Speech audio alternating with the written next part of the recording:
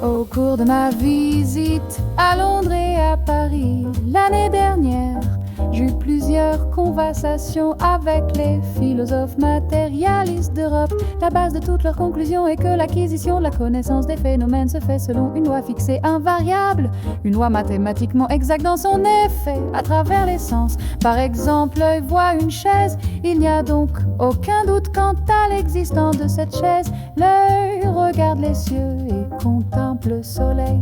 Je vois des fleurs sur cette table, je sens leur parfum.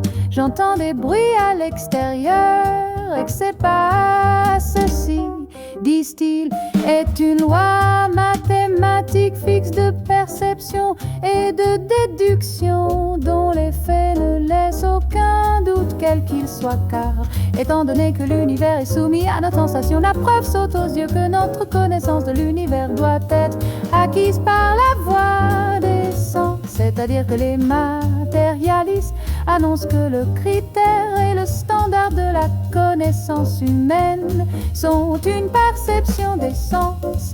Parmi les Grecs et les Romains, le critère de la connaissance était la raison. Que tout ce qui peut être prouvé, accepté par la raison, doit être nécessairement reconnu pour vrai. Un troisième modèle ou standard est l'opinion soutenue par les théologiens que les traditions ou déclarations prophétiques et les interprétations constituent la base du savoir humain. Il y a encore un quatrième critère soutenu par les hommes de religion et les métaphysiciens qui disent que la source est le canal de toute pénétration humaine dans l'inconnu existe à travers l'inspiration.